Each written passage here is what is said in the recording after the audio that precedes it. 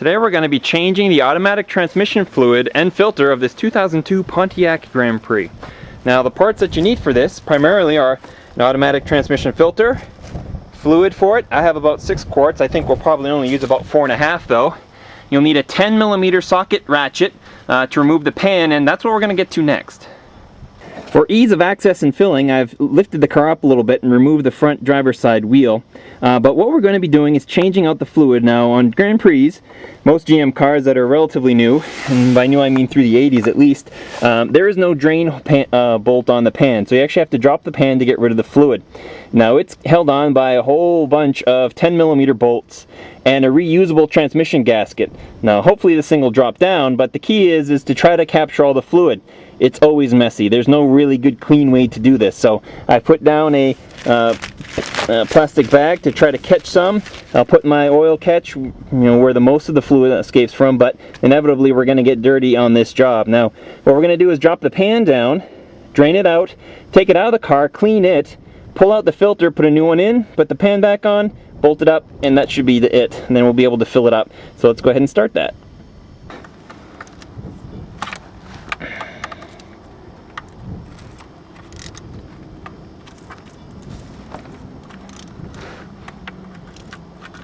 Hey, all the nuts are broken free. We're getting a little bit of dripping anyway. But now what we're going to do is try to channel most of the oil to the back of the pan. So we're going to unscrew these back bolts as best we can without letting them all the way come out. We're going to try to get the pan to actually fall back a little bit. Actually have the lower side come down first, and that will hopefully steer most of the fluid that's above the pan level into our oil catch. As you can tell, we're really dripping now. The pan is primarily held on right now by about 4 bolts. 2 on that end, 2 on this end back here.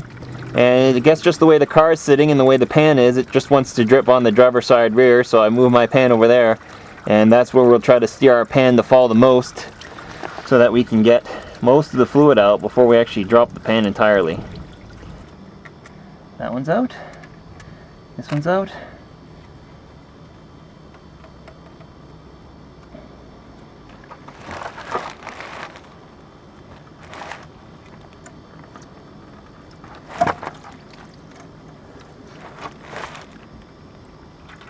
Now that we have the pan mostly empty, we can pretty much just manhandle it out of the car once we get this last bolt out.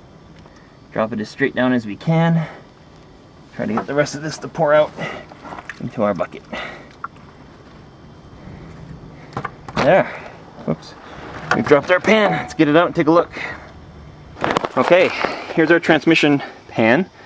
We have our reusable gasket here, which has little metal grommets on each one. Our pan, which actually, if you notice, has a black silt on the bottom of it. That's actually parts of your transmission. As they wear and tear, leaves that metal behind. There's a magnet that picks up any magnetic material. But what we're going to do now is separate, and I probably won't film this, is just separate the gasket from the pan and wash everything. Everything needs to be spotless going back into the car.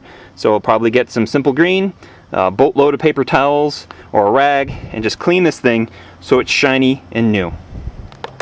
One thing you got to be careful of cleaning this is this gasket. It is reusable. Like, there's a whole line of crap on the outside of this. So I'm just lightly scraping the dirt off with the screwdriver. And then I'm going to lightly squeeze it in here, right under where the metal grommets are. Try to free up this gasket, because we need to use it again. We don't want to tear it. So we have to be very gentle and slowly get it unstuck from the pan so that we can clean the rest of it and put it back on the pan. This is where we cut to the clean parts. Our pan is clean. All materials, metals, even on the bottom. We like to keep it pretty clean anyway. Our magnet's all clean. Everything on this pan is ready to go. You'll have 20 bolts. They need to be cleaned. And now we have one more thing to send our attention to. That's actually under the car. We need to pull out that filter and make sure that pan mating surface is clean as well. Here's our filter. It's pretty basic. This one's from Napa. It comes with 2 parts. You have the filter that's here, and there should be, if I have it in the box, and I probably didn't, there's a little ring that's also included. That is actually a seal that seals onto this part here. But according to the factory service manual, If the one that you pull out is in good condition, you can leave it and reuse it. And it's a real pain in the butt to get out, so if I don't have to pull it, I rarely do. So we're probably just going to be able to slip this filter right back in this hole and then start buttoning things up. Here's our filter. We'll need our oil pan back for sure. And it stems right into the transmission here. Should, with a little bit of wiggling, come straight out.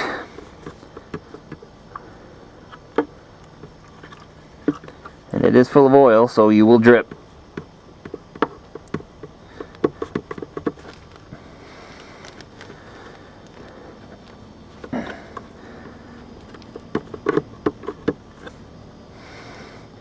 Our goal here is, of course, not to hurt that seal I didn't show you about inside the transmission.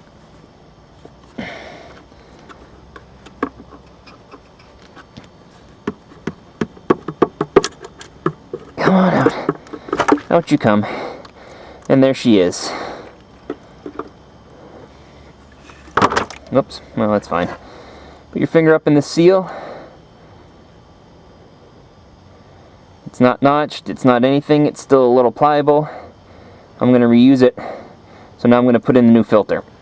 I'm going to use a little bit of oil here to just loosen up the neck, because it's got to slide into that seal.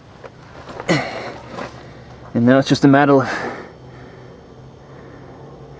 wiggling the inlet back into the transmission so that it sits up nice and high.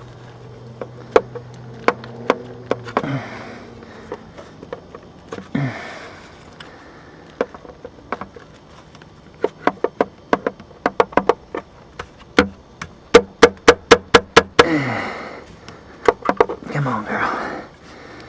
You'll know if you don't get it in high enough because your pan will bump against it. And that's pretty much what this thing does, is rests against the bottom of the pan, and its intake is right here. Okay, with a little use of a persuader to get that up a little bit higher, it's in.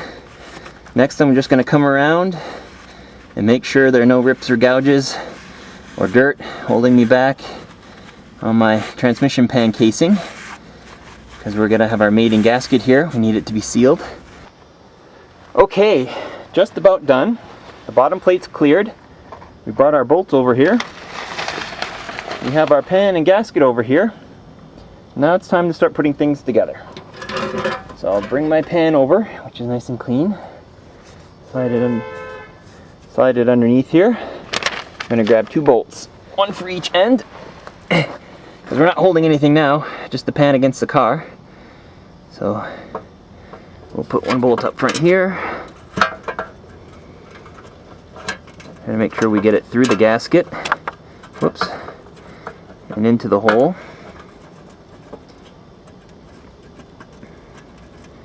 And get it started to thread. Now we're in aluminum land up here, so be careful. You definitely don't want to put any too large amounts of torque or force on anything, especially when you're just getting threads started. And now all our bolts are seated down. Now I'm going to go in a crisscross pattern from one side to the other. Torque them to, believe it or not, 10 foot-pounds, which, if you're playing along at home, is not a lot. It's pretty much just enough to get the pan against the transmission, squish the seal a little bit. I'm going to tighten those down, put the wheel back on, and then we're going to go ahead and put 5 quarts of automatic transmission fluid in it. Okay, we've got the car back on its tires, its wheels is all tightened up now. We got the bottom underneath. I'm going to put 5 quarts of transmission fluid in it. Then we're going to start it up, run it through its gears, and check the level for it. It should be pretty close because I took about 5 quarts out of it. We'll also check underneath to make sure we don't have any leaks. We'll probably come back in a month and retighten those to make sure everything is good. But that is primarily how I change the transmission fluid and filter in a 2002 Pontiac Grand Prix.